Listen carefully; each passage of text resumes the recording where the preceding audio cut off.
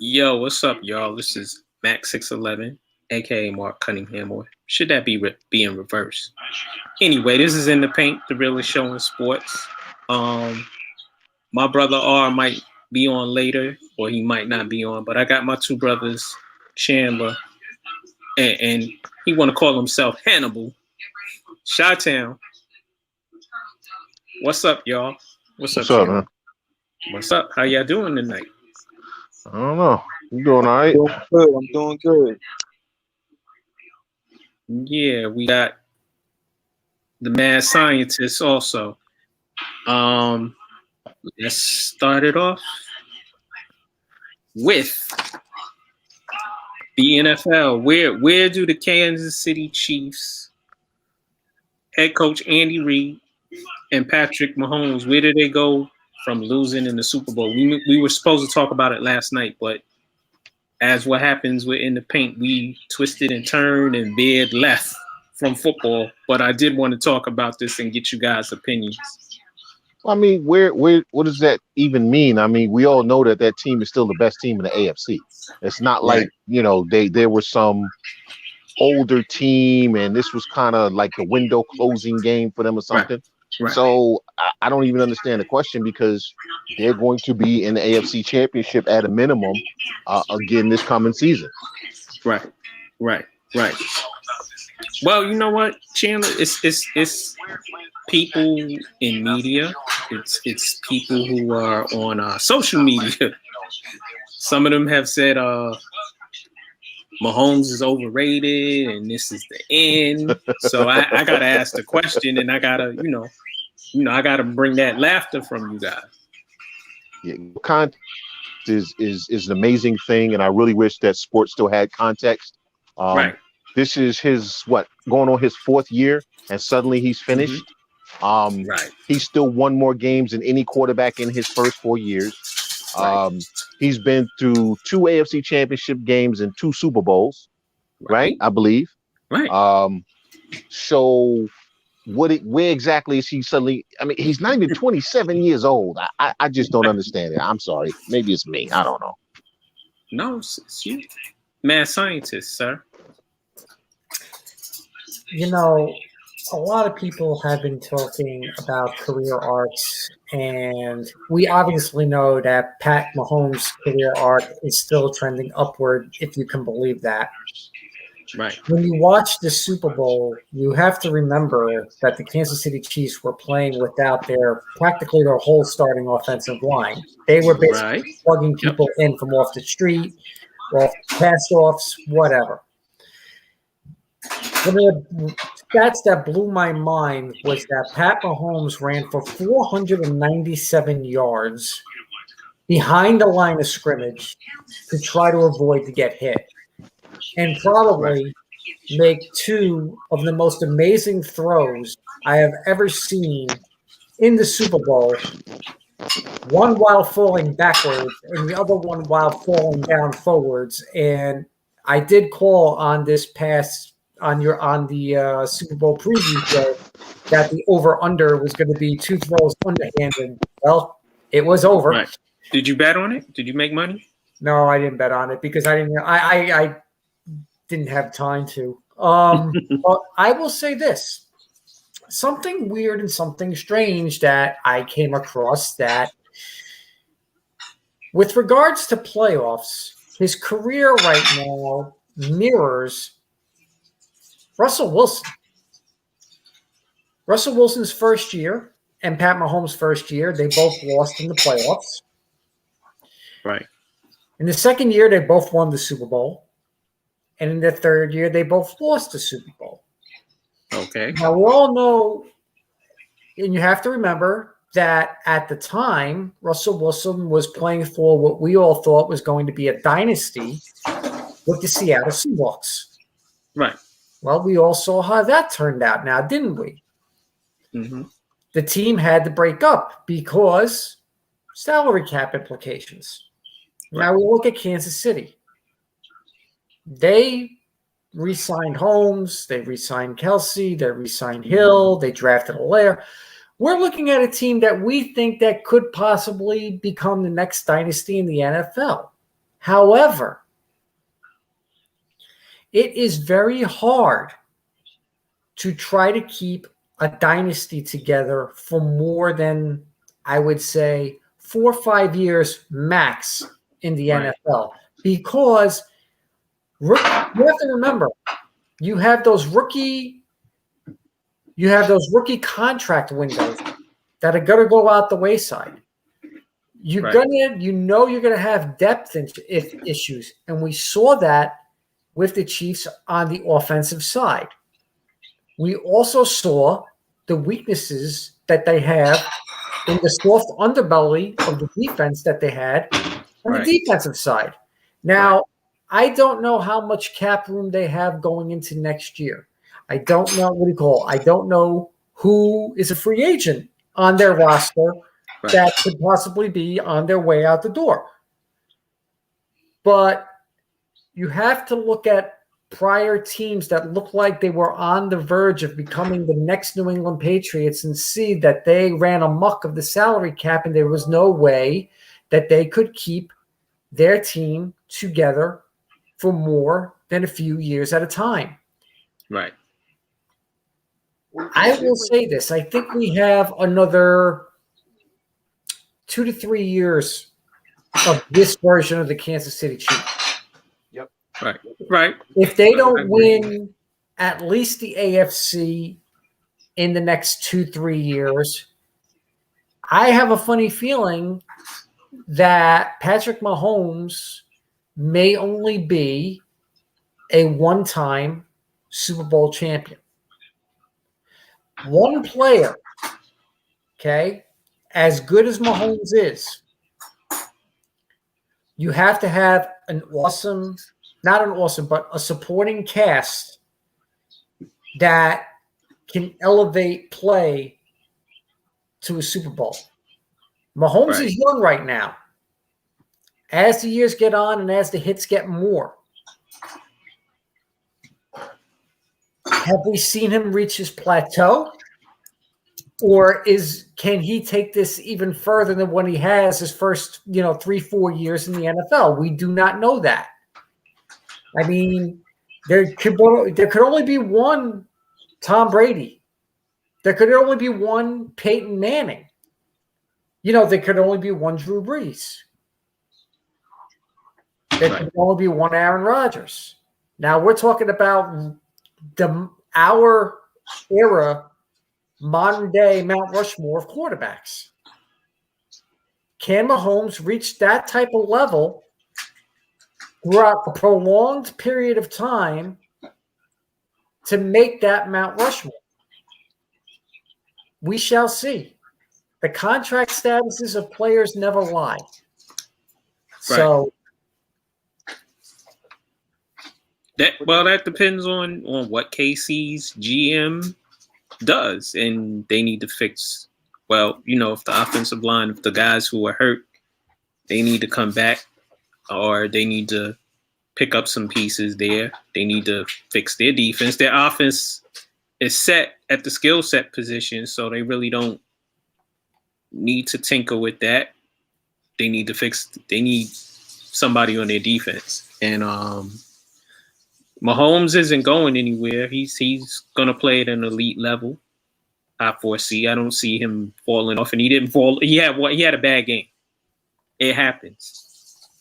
The teams that are also going to be competitive are Buffalo and Baltimore right now in the AFC. So those teams also, like you said, with cap space, we got to see what they do, because Lamar didn't get his extension yet. They're over the Kansas City right now is over the cap by $18 million. And they only have 45. They only have 45 of the 53 contracted for next year. So that Brett Veach is going to have to finagle with the cap in order to get more depth on the offensive line. Thanks, Reg. And it's going to be really tough. But that was right. Go ahead, Chandler. That was part of what the criticism of Mahomes' contract were, and that he got $500 million, but that contract is heavily backloaded. It gives them another 3 years where they can still actually field a competitive team. Now, Sammy Watkins is not coming back, so that's I think $10 million right there, because Sammy Watkins is maybe playing 5 games a season at the most. Can't keep giving him $10 million. I'm sorry. Sammy got to go. If we know that they draft well, they have most of their guys signed through the next 2 seasons that really matter. Okay, so now in 2 years, I agree with you. In 2 years is when it's really gonna hit them, because that's when Tyreek Hill is gonna have to get paid. That's when a couple of other guys on the offensive side are going to have to get paid. And that's when I think we'll see the real issue with the salary cap. But the next 2 to 3 seasons, they should be fine, because, again, you get rid of some of the guys who basically are taking up space and not really helping you, but you give them a large sum of money. The Le'Veon Bell won't be back. Sammy Watkins won't be back. Hell, I don't know if Tyrann Mathieu's there too much longer. So I think they'll be fine salary cap wise for the next 2 to 3 seasons, but it's going to be after that, and I think that's going to be around the time Andy Reid retires. So I think 3 years from now is going to be a watershed mark for them anyway, because I think that's when everything is going to change, not just financially, but also with the head coach. Because I can't see Andy Reid coaching another 5 years. I can't see. He's close to 70 now? 62. 62. So give him till 65. I mean, especially with the nonsense going on with his son, and the fact that it ain't like the man is in the healthiest shape in the world. I don't see him coaching past 65. Right. And to those that come with this erroneous Pat Mahomes fell off, or he's gonna fall off and he got figured out, I'm laughing at you, because teams will adjust, and there might be a slight difference, but he's an elite quarterback. He's proved that already. 2 Super Bowls in 4 years. Yeah. I think, like I said, I think context is just lost these days. It really is. It's lost. Well, people are looking for hot takes, and actually your takes are, you sound stupid. Reggie said that Brady left the AFC because he knew they could not beat the Bills and the Chiefs. What do y'all think of that? Well, if you look at the Patriots roster, he's right. I mean, the Patriots roster, and the reason why the Patriots made the playoffs last season was because of Tom Brady. If you look at the roster that they had at the end, Brady willed that team to the playoffs. He really did. And when they left, we saw what the Patriots were, a middling 500 team. Mm-hmm. They were. There's no ifs, ands, or buts about it. And if you did look at the landscape, you look at the Ravens, you look at the Bills, you look at the Chiefs, you can look at the Miami Dolphins and the improvement that they made. Right. And the Tennessee Titans. I forgot about the Browns, Chandler. They're also gonna be a team that's in the hunt and one of the better teams in the AFC. And you could also look at the Titans. Yep. You could also look at you can look at the Colts. The Colts. The Colts, yeah. I'd still even put the Steelers in there. Yeah, I mean, you gotta put the Steelers in there. Steelers are always in the hunt. My co-host, Angus Black, a.k.a. the angriest black man in America, Rodney Jones, he said, days later, and we're still in our feelings and leave Tom alone. Did we throw any shade at Tom just now? Nobody mentioned that man's name, so he needs to stop. Anybody mention that man's name? Nobody said Avocado Boy. I like that. Avocado Boy. Well, I'll say this. Brady leaving the AFC did leave like a gaping hole for someone, to jump in and take the bull by the horns and say, the AFC is mine now. And that guy obviously is Pat Mahomes. Yeah. Right. I would love, if they could stay healthy, I would love to see the next 10 years of Pat Mahomes versus Lamar Jackson, for quarterback supremacy in the AFC. And you gotta throw Allen in there from Buffalo, because Buffalo they got a really good team. Yeah, they do. And what do you call it? If they can get a running back, I mean a running back. I'm not saying get a Derrick Henry, but maybe get like a Kareem Hunt. Yeah. Perfect example. If they can get like a Kareem Hunt to be in that backfield, they will dominate the AFC East for a long time coming. And they will be one of the teams to come out of the AFC in the next 5 years. But again, not to contradict myself, but I will. It all depends upon the salary cap. How long can they keep this team together? Yep. It's the same thing for Baltimore. It's the same thing for every team.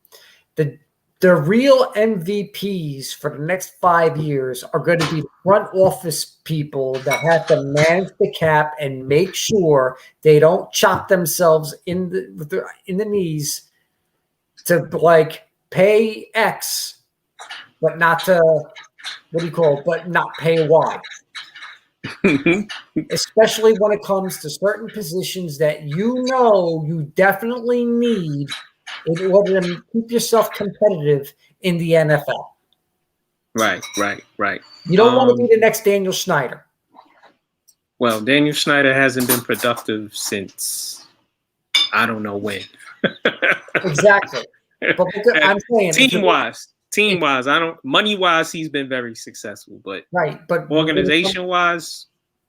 Yeah, but like I said, when it comes to the front office and when you pay gobs of money for the wrong players and it sets you and your team back for years upon years, that's the one pitfall that all these organizations that we just mentioned, all it takes is one bad move and it becomes a domino effect.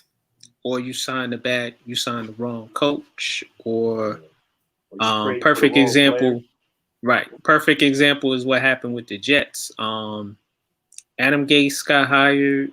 He maneuvered the GM out of the way so he could do whatever he wanted to do, which was much of nothing. And then the new GM, who's supposed to be his boy, comes in and goes, I know this dude is a clown, so I'm not going to spend any money for him. And he helped get him fired by not spending money. And the Jets now look much better. We're talking about the Jets, right? Yeah. Just saying. Yeah. I've seen this before. Listen. No, we haven't seen this before. The Jets have cap space. They have a lot of cap space. In previous years, under different regimes, they never really had cap space. And when they did, they didn't sign the right players. But they got a lot of cap space. They got draft picks. New coach who has he's a solid football guy. So things look up. And I'm not saying the Jets are going to be world beaters. We got to look and see. But they're in a good place to make some positive moves. Yeah, I mean. Well, here's the funny thing. If I remember correctly, it was about 3-4 years ago. I believe the Jets had $100 million in cap space. Right. And where they spent their money in all the wrong places. Well, they really did. And when he was trying to sabotage Rex. Actually, he didn't spend any money. Well, from what I remember, they somehow spent all $100 million in cap space. And all the moves just turned out wrong. I mean, Rex Ryan sabotaged himself and his players all at the same time. And it became a money pit. Here we are now in 2021. It's like the cycle has come it's become full circle. The Jets right now have $78 million in cap space. They just hired Robert Saleh, which I thought was a great hire. They brought in Matt LaFleur's brother, to be the offensive coordinator, who I think fits very well with Sam Darnold. If the Jets are smart, and I know Joe Douglas, I really do hope he's smart on this, keep Darnold, plug the holes. You got 2 first-round picks. Whatever the greatest need is, you take it. If I'm him at number 2, I take that wide receiver out of Alabama, hands down. You give Darnold a bona fide number 1 wide receiver right off the bat, and just go with it. Just want to know where all this faith in Darnold comes from when he has never shown in college or in the pros to be worthy of it. Sam Darnold plays well when there's nothing on the line. When there's nothing on the line, he's a world beater. But if you can go all the way back to college with him, whenever USC had to have a game, okay, when they had to have one, he showed up the smallest. Now, if they're going to basically make him a game manager, sure. But this nonsense, if you give him weapons, he's a more athletic version of Mark Sanchez. That's all he is. A more athletic version of Sanchez, which is a guy who, when you needed him to not throw an interception, threw an interception. Okay, Sanchez was never a quarterback who you could ask to throw you to a win. Sam Darnold is not a guy who can throw you to a win. So to say, they get him some weapons and no, you got to do with Darnold what Kevin Stefanski did with Baker Mayfield. And you notice Cleveland hasn't paid Mayfield yet, right? You want to know why?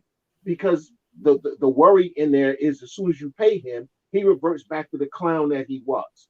The worry with Darnold is if you put a team around him that relies on him, right, you are going to fail miserably. You are. That's why I've never understood the Sam Darnold love. Yes, he has all the physical tools. Sam Darnold is not a quarterback who you can count on to win the game for you. Your best bet is to ask him not to lose. Cameron, with all due respect, I have to disagree with you on this one. And the reason why is because the potential for Sam Darnold is there. You have to remember, it usually takes 3 to 4 years for a player coming out of college to be a pro football quarterback. This is now, I believe, what's going to be year 3 or year 4 for Darnold under his rookie deal. And me personally, I feel that if you're given the right coach and if you're given the right weapons, you can succeed in today's NFL. If you look at the body of work that he's had these last 2 or 3 years under Gase, I have to tell you, I think Gase really, downgraded Darnold to the point that, Gase wanted to bring in his own guy, which would have been someone at the number 2 pick this year. Joe Douglas and Robert Saleh have both come out and said, they're not they're not doing anything right now with Sam Darnold. I really thought if something were going to happen with Sam Darnold, it would have happened already. Not Matthew Stafford, not Carson Wentz. I really thought Sam Darnold would have been first quarterback domino to fall in this offseason. Right now, the Jets are sticking to their guns. And I have to say, there has been no smoke coming out of Houston for Deshaun Watson for a couple of weeks. There's been BS coming out of Chicago with their talks with Carson Wentz because apparently looks like the Chicago media got duped by a Twitter follower that only had 50 followers and they all ran with it. Yeah, I know that nonsense. But the reason though that other guys went before him tells you what his value is, number one. Number two, listen, I hear everything you're saying, but here's what I know about Sam Darnold. Okay, and you look at all his seasons in the NFL. When he has played well is when it hasn't mattered. It's when it hasn't mattered. See, everybody fell for the okie doke last season. Oh, the Jets won 7 of their 8 last game. All they got to do is get them. How did that work out for him? When Sam Darnold, and again, I go back to college because I watch USC. I've always been someone who watched a lot of USC football, even when I was a kid, because again, that was one of the colleges I was on all the time, even in New York. Sam Darnold is a typical USC quarterback. When you need him to do something, he's not going to do it. And that has nothing to do with Adam Gase, because you can be a decent quarterback on a bad team, okay? And still show me that you can do something in a big moment. Sam Darnold's never shown that, ever. Mitchell Trubisky has shown more about being able to rise up to a moment than Sam Darnold. Right. Chandler R said Gase did nothing for Sam. He hears what you're saying, but he'd like to see what he has to offer with some serious skill players. So Denzel Mims wasn't a good skill position player. He played well this year. He was a little injured. Yes. And when did they really play well? When the season was over, when nothing was on the line. But Chandler, context. Whose fault is that? Listen, no. Here's my point. That's context. The coach sucked. Yes, the coach sucked. But you can still play well in spite of a bad. Listen, you can make winning plays on a losing team. Chandler, their offensive line still bad. Dude, there running game non-existent. There were throws that he could have made that he would miss, man. Wide open guys. He threw it at their feet, threw it over their head. Listen, there were certain times where he had opportunities to rise to the occasion. Would it have won in the game? No. Would it have been a winning play? Yes. And he didn't make them. And he has never made them. Again, I'm talking the entirety of his career, college and pro. Okay. And Chandler, so you saying he didn't win games when they had nothing to win for. Right. It's Gase, right? So the season is over at game 6, right? Playing well. And now you start playing well. And now you start.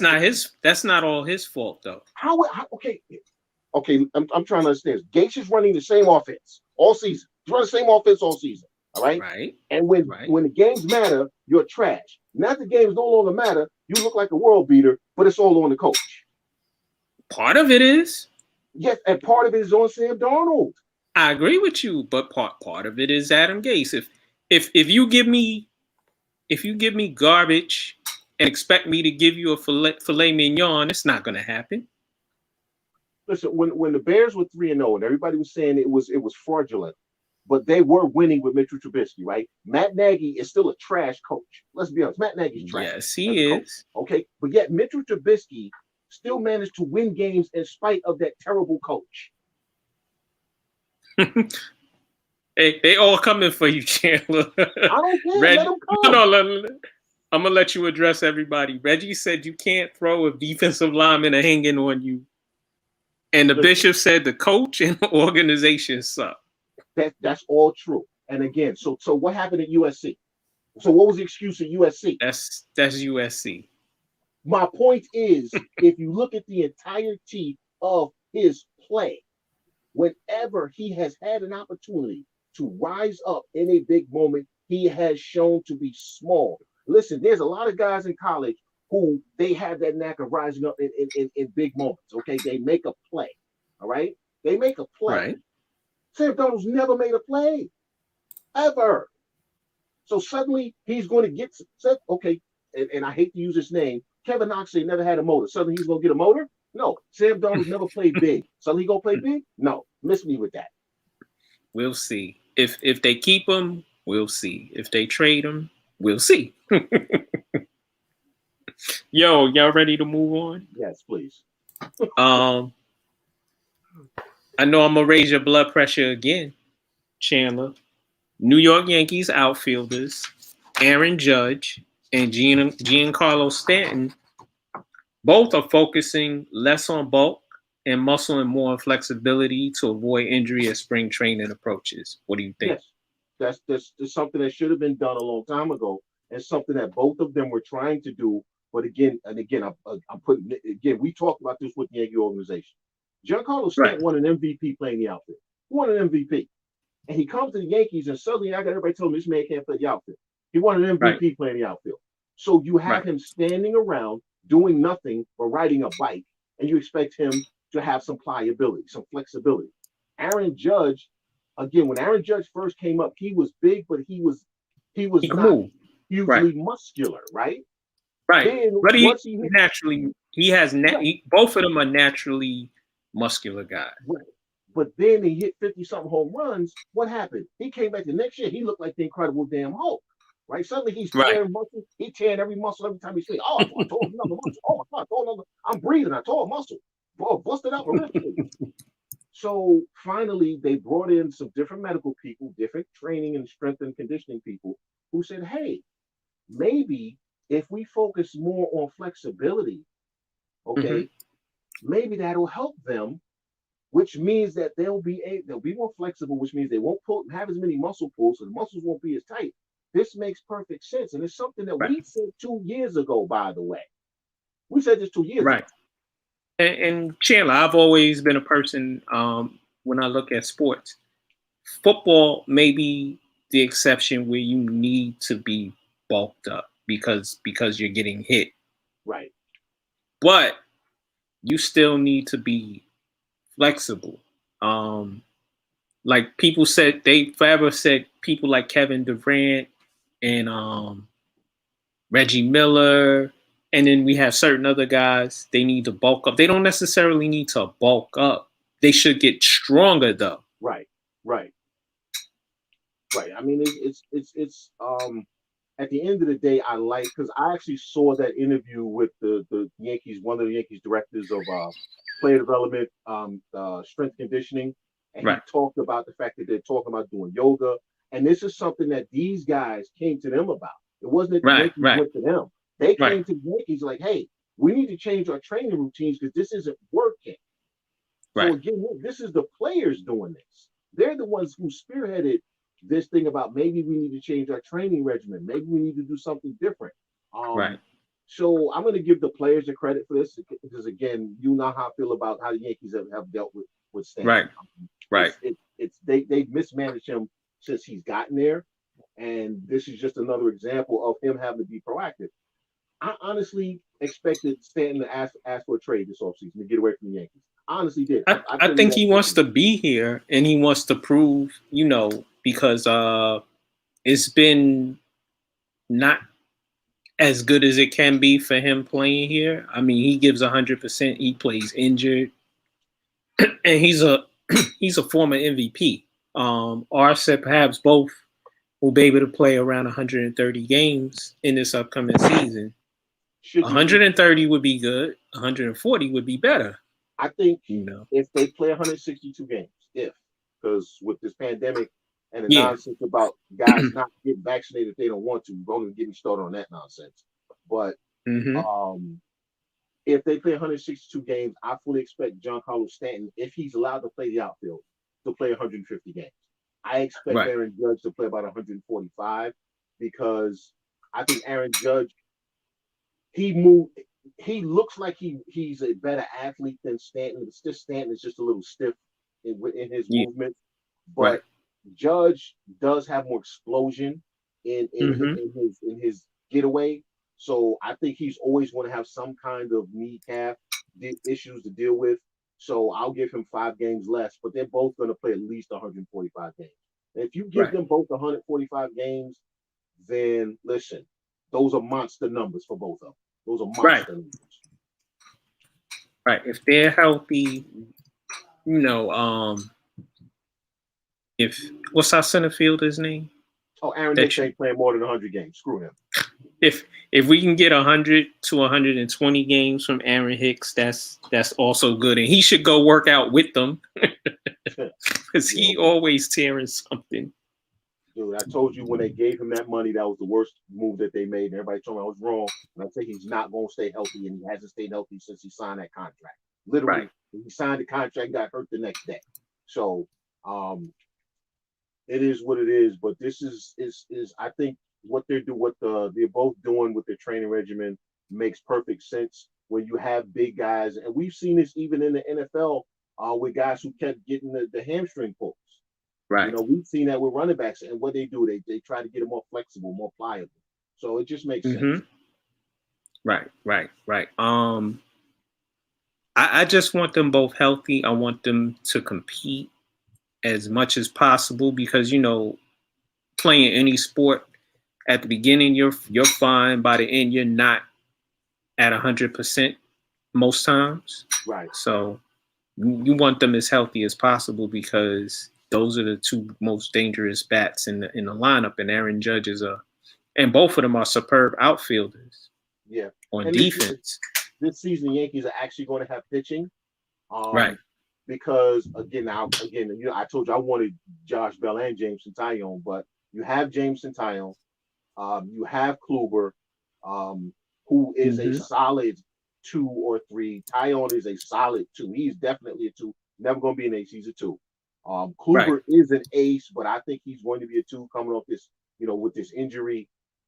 If you got those 3 right there, if you get anything from Domingo Germán, if you get, you know, this good, the Jordan Montgomery, the good version of Jordan Montgomery, then if you make the playoffs with those 4 guys as your starters, now you can have Davey Garcia coming out of the bullpen. Now you can, you know, if Severino comes back. Oh, by the way, I think Luis Severino's ultimate position is going to be as a closer. You put Luis Severino in the bullpen. Listen, you could beat anybody with that staff. Right.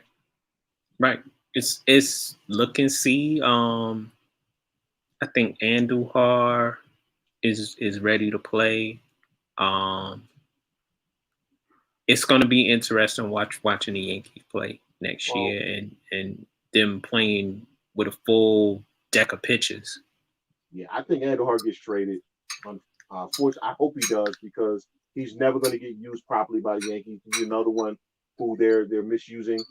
And Brian Cashman's infinite wisdom, he wants to be so smart because Miguel Andujar is not a home run hitter. So, you know, God forbid you have a guy who just drives and runs because runs don't win ball games. Apparently, scoring more runs doesn't matter as long as you hit more home runs.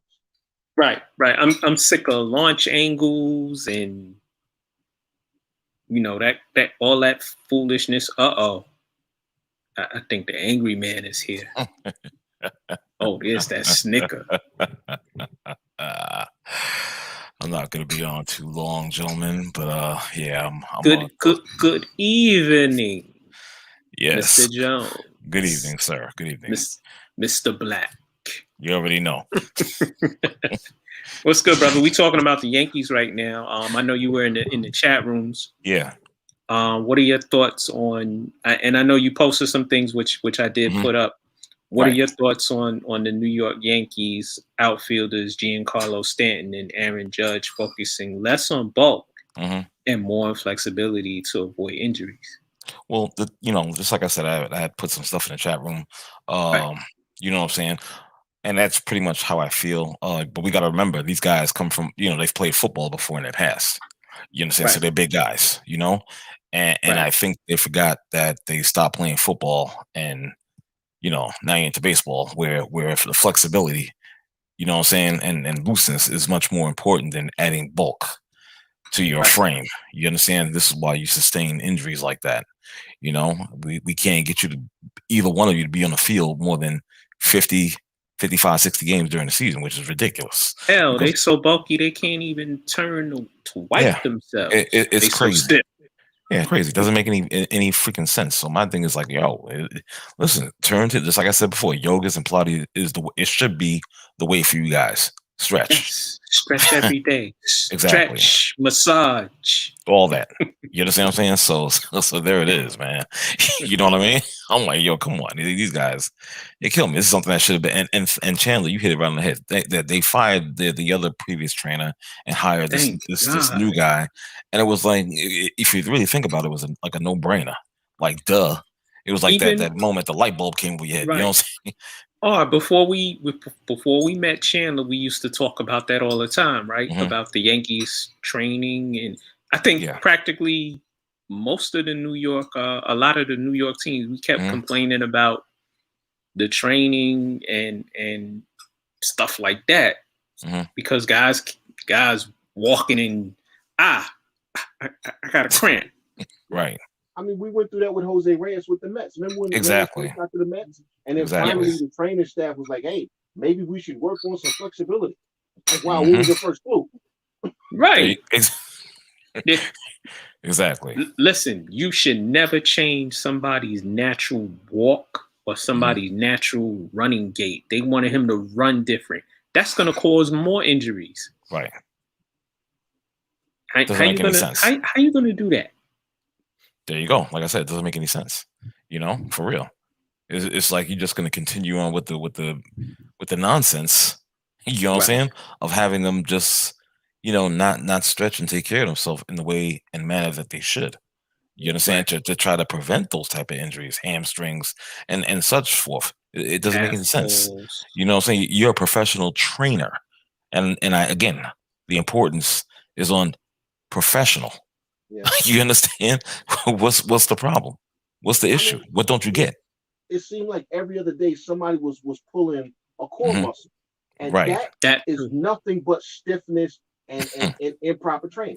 You half your team should be pulling stomach muscles. I'm sorry. Right. No, you're right. I agree. And what are you doing to?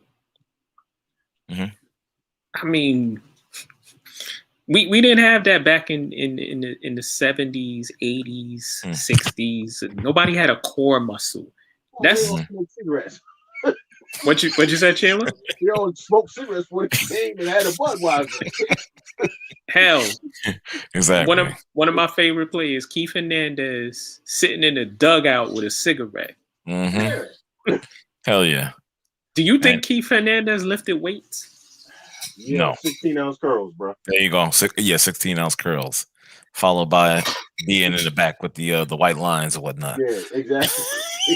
That was his yoga. Exactly. Exactly. How far he can bend his neck. There you go, brother. Yo, y'all want to move on a little, staying in the baseball lane? The Dodgers signed starting pitcher Trevor Bauer to a 3-year, $102 million deal. What are you guys' thoughts on that? We didn't talk about this previously, did we? We didn't. No, we did. Okay.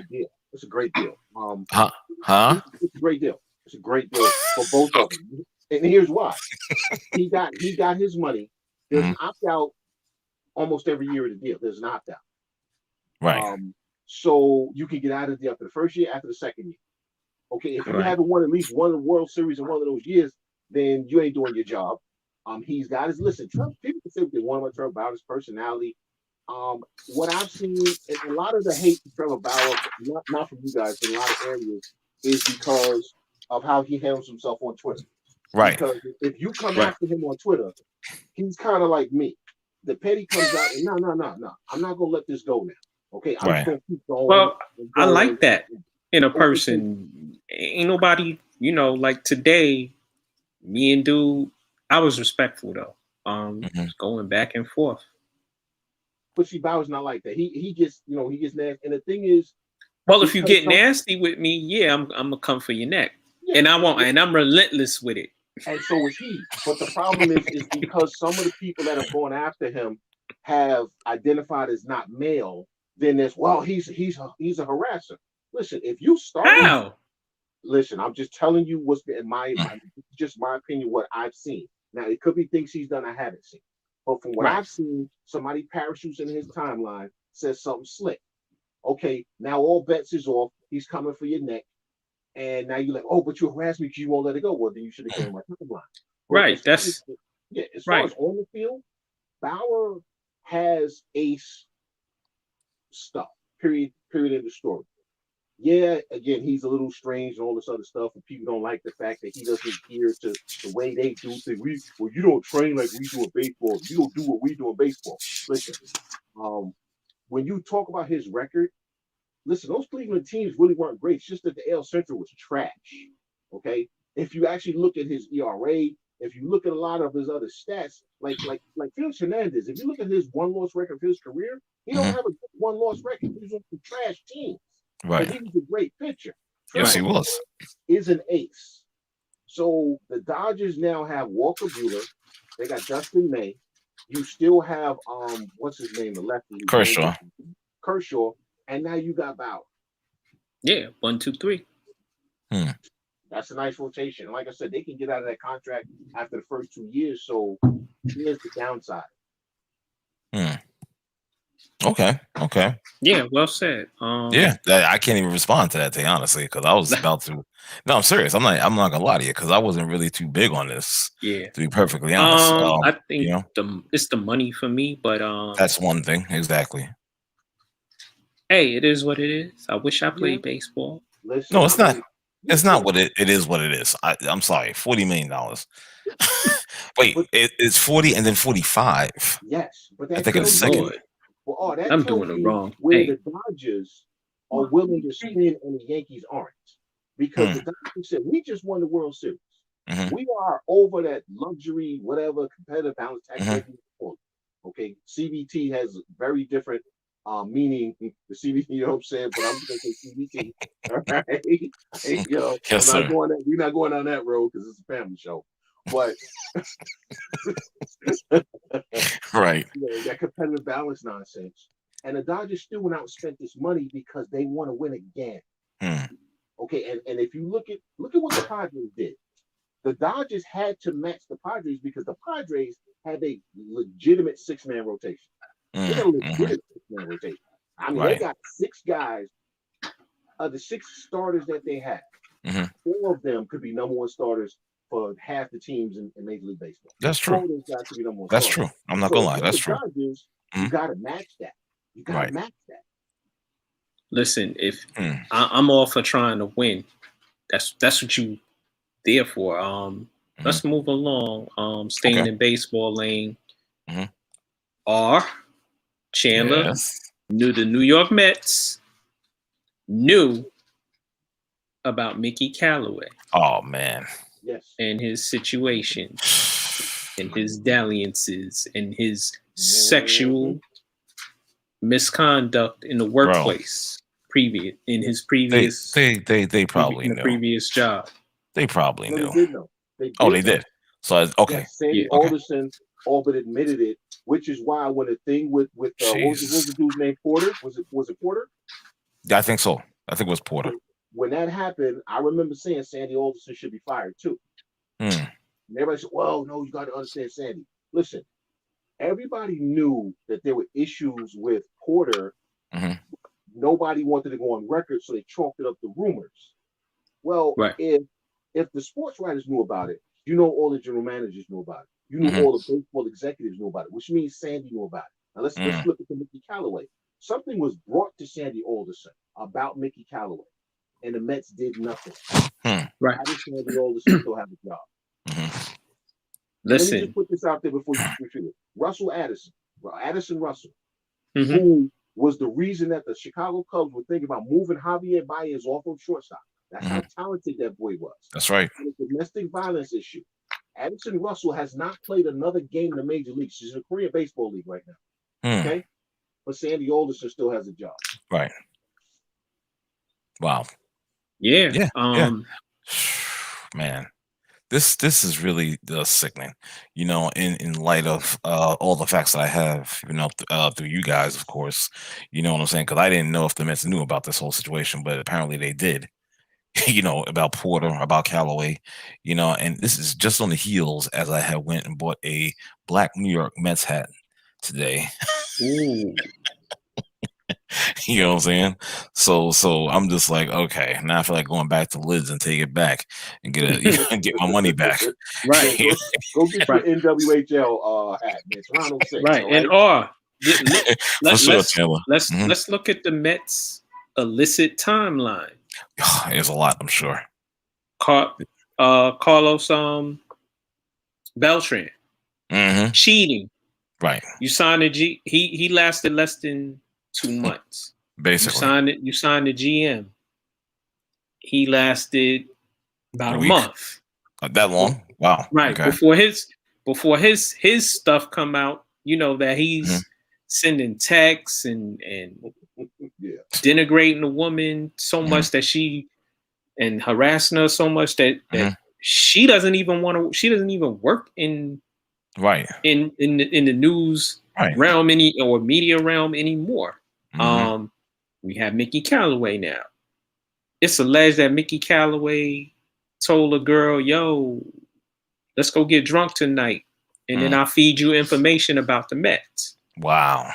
He texted women pictures of himself shirtless, saying, "You like that?" Okay, Kirk Cousins. Right. He asked. One woman said that while he was talking with her, he put his crotch in her face. Yeah. And then he comes with the response that I'm a family man and I'm married and blah, blah, blah. But they got the text, homie. Exactly. Yo, it's another thing that kills me about this whole Callaway situation is the fact that he's worked for 3 different organizations. And this is going on during his tenure at these 3 organizations. You understand all these allegations and whatnot. I'm just like, wow, okay. And the perception about him was that he's this laid back, nice guy. He's a family man. Listen, there's a bunch of BS. Right. When coaches that are really important to an organization, right, staff members, when those organizations are willing to let them go, right, without trying to keep. Listen, who was it? Joe Kerrigan, I think it was the Boston Red Sox pitching coach through like 17 managers, right? Yes. Like 17 managers. They just listen every time somebody tries, nah, bro, you want some more money? What you need? Another house? What you want something? What you need? Keep you. Leo Mazzoni was the Atlanta Braves pitching coach to, basically until he was ready to go into the old folks home. Right.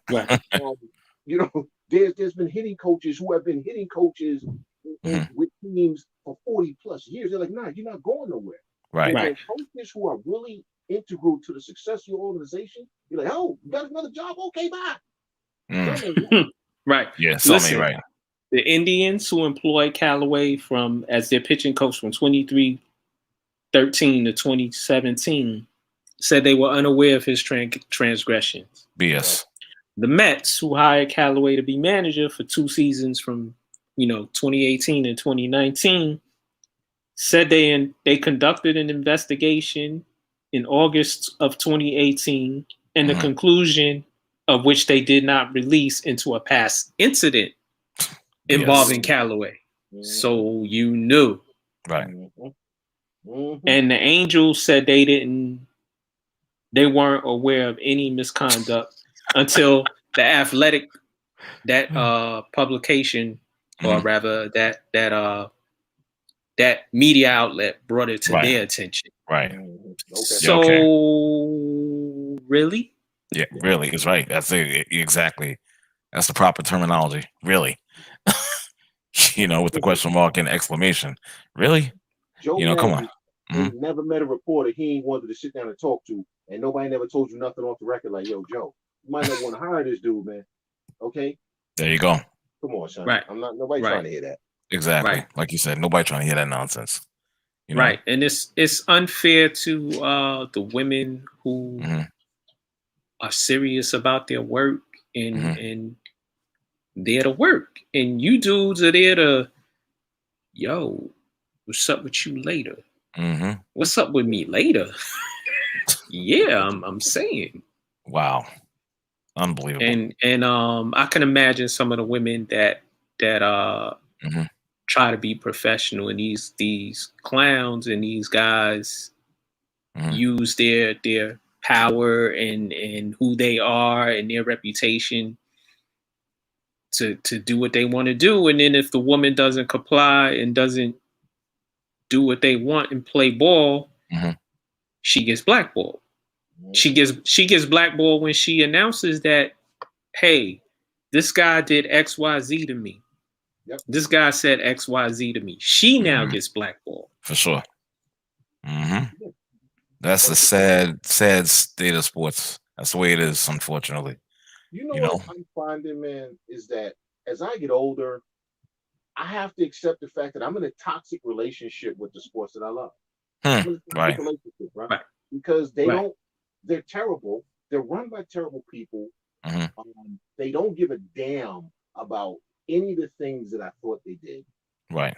Right. And you say, yeah, you've always known it, but as you get older and they just kind of just throw it right in your face, you're like, why am I still supporting this? Exactly. Why am I doing this to myself? Like, dude, listen, I'll watch a WNBA, NWHL game before I watch anything else. There's games on right now to be watching. You know what? I'm watching The Hobbit, nonsense like that. And you make a joke about it. I can't get invested in you because I watch you. I got people telling me Domingo Herman shouldn't be playing when he missed already over 3/4 of a year, but executive after executive after executive gets to keep their job. And then I gotta listen to clowns like Tony La Russa, who ain't never met a car he won't get behind the wheel of drunk, talk about professionalism. What? Right. Same dilemma like me and R during the Colin Kaepernick thing. We didn't watch football, but we still talked about it. Yeah. Because that's a big part of our show. And we have people who support the show and listen and watch us. They still were watching football. So we made we still talked about football, even though we didn't watch it. You kind of have to though, because I think of how much sports saved my life literally. Well, growing up as a kid, growing up in a house full of abuse and shit, sports sometimes was the only thing I could escape to, man. Yeah, for a lot of people. Just watching the game for a little bit of time, I was in that fantasy world where nothing could hurt me because I was watching my favorite team. Right. And and now you look and it's like, really, this is what I have so much love for. This. Yeah. Oh, you cut off. Chandler, can't hear you. Well said. Are you still there? Yeah, just give me a second. All right. We're gonna move on. Can you hear Chandler, me? you still there? Yeah, can you hear me? Yeah, hear you much better now. Okay. Sorry about that. Well said. We're gonna move on. The New York Knicks trade guard Dennis Smith Jr. to the Detroit Pistons for point guard Derrick Rose. What are your thoughts on the trade? Love it. Love everything about it. Love it. I do. Because I watched a little bit of the Knicks game. Rose played? Yes, and he played well with Emmanuel Quickly. Him and Quickly on the court together is really good because they both can break you down.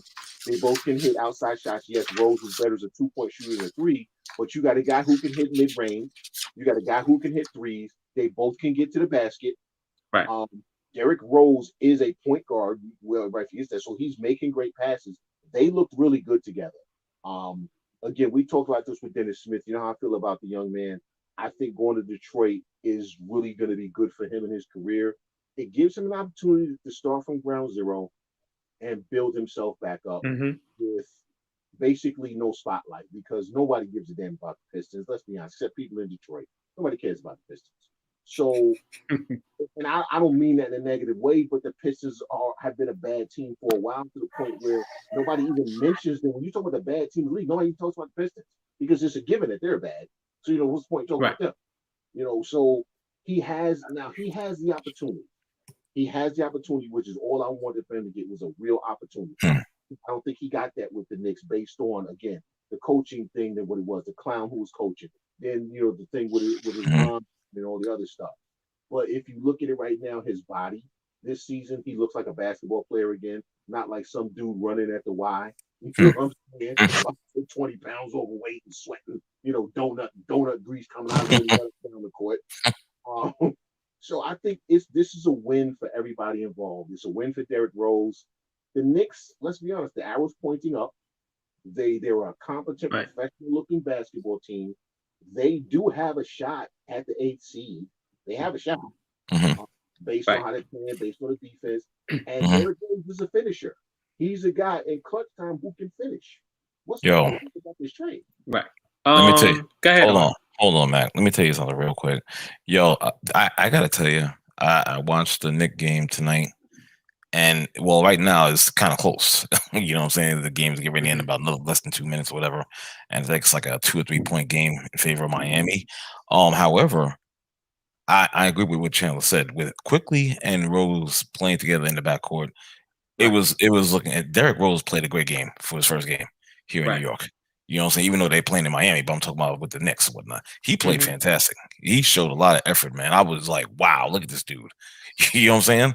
And having that veteran presence, you know, there was like a segment in which they were talking about the veteran presence of him, you know, teaching Quickly. You know what I'm saying? And I thought that was very important.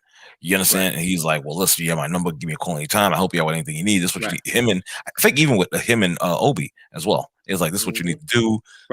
That's very invaluable. Right. Well, I heard after the trade was made, he went to dinner with Quigley and some of the other guards to talk to them about Tibbs and his offense. There you go.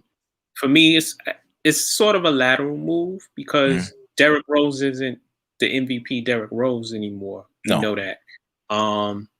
Detroit has stated that he was on a 20, 24, 28 minute leash.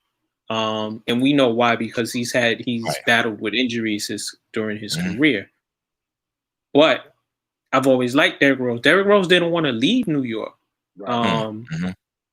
After, you know, they let him leave after his 1 year here, and he played really well in spite of in spite of Phil Jackson dry coaching Jeff Hornacek with this triangle, and we running half triangle and we running half of my system. No, I'm running my system. Shut up. That's it. And like Chandler said, for Dennis Smith Jr., he goes someplace where he can rebuild his game and he can work on his game. He'll get minutes. They'll play him. I believe his contract is up, so he, you know, he's in a place where he can showcase himself, whether it's for Detroit or somebody else, and just play basketball without the spotlight. And it's funny, New Yorkers, sometimes we hate a player. When we hate a player, we hate him, you know, to the core. New Yorkers didn't hate, the New Yorker fans did not hate Dennis Smith Jr. They wanted to see him thrive. And he hasn't. Rose is a former All-Star, so we have a solid backcourt. For me, I would much rather the Knicks not go to the playoffs this year. I would much rather them lose a little bit more, while the young players play valuable minutes and play hard. But it is what it is. It's a give and take because, you know, we value first round picks. We know the Knicks are in a build stage. Tibbs being Tibbs, and just as a competitor, you don't want to lose. So he's trying to win, which I don't have a problem with. The previous regime was not trying to win. The previous coaches, by their actions, weren't trying to win. No. So the Knicks are in a good place. It's a close one now. What's the score? 96-98. Excuse me, 97-96. Excuse me. But Miami's got the lead with 4.8 seconds left. Right. I love Quigley. That was he's a steal of the draft.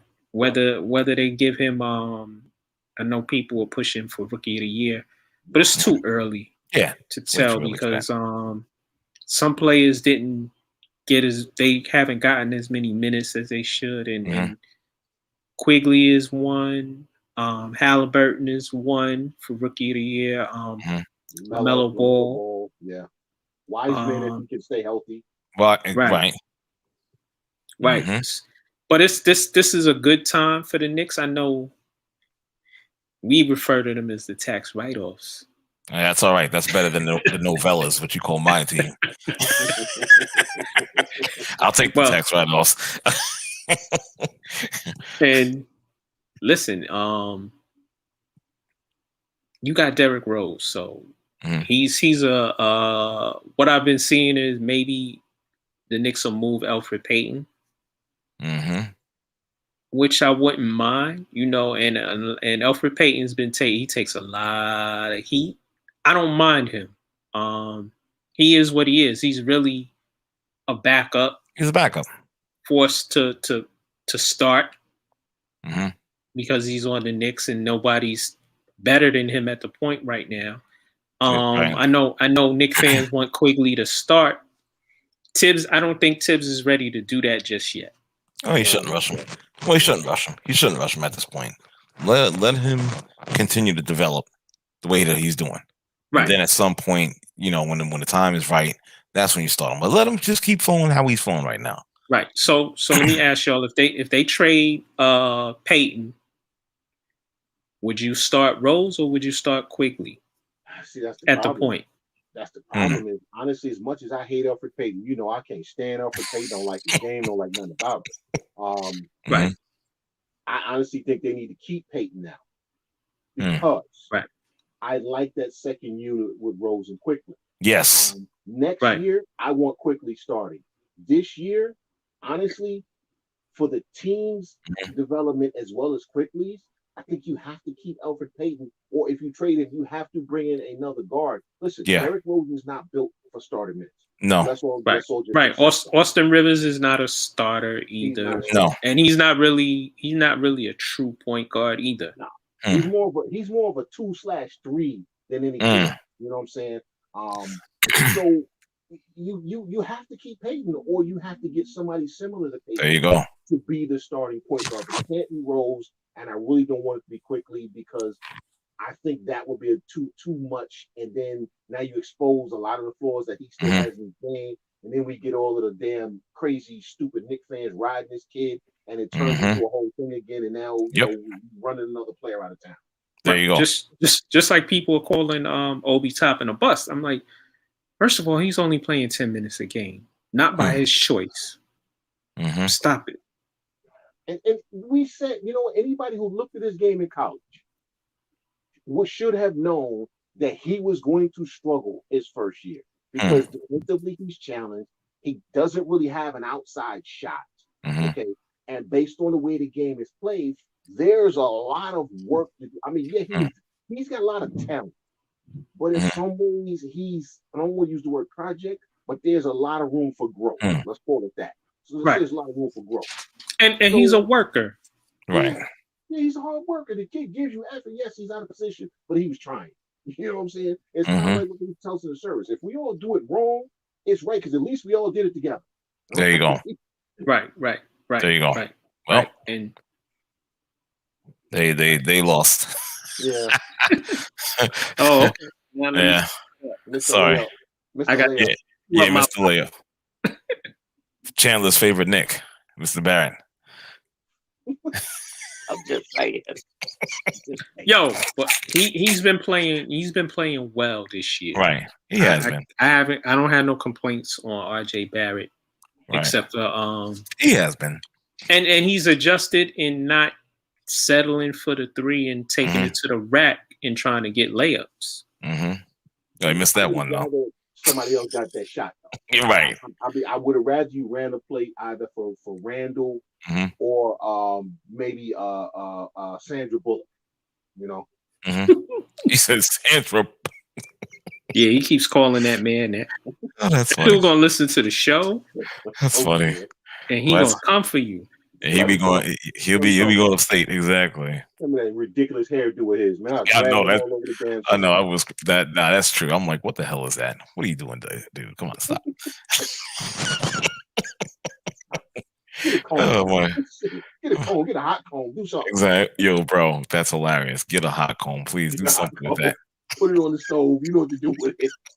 Listen, hey, get the cocoa butter when I burn your neck. Exactly. Hey, listen, long as there's no Gorilla Glue around.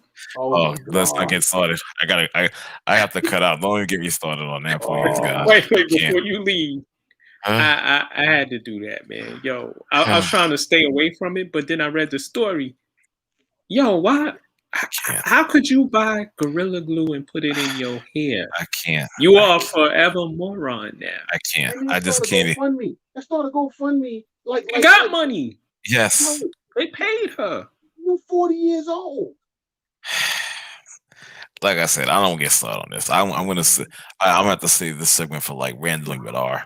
That's one of my Please, the stupidity of people. My God, Oh my yeah. God. Don't get me started, please. I can't do it. I can't. I already It's- been thinking of my of a Yeah. comedy act Yeah, for it's ridiculous. Son, it's ridiculous. It doesn't make it. I'm like, what? and then maybe I hope I'm not. I hope the women don't come for me, sisters. let them. But Let them. But Let maybe 'em. this is a wake up call for y'all to stop putting glue on your scalp. Wear your hair natural. I like, Yeah, all in the way to just be like. and I'm not telling them how to be, because No, tell them, you're Mac. beautiful with the No, extensions, but tell them. Tell them. Okay. Mac prefers the natural.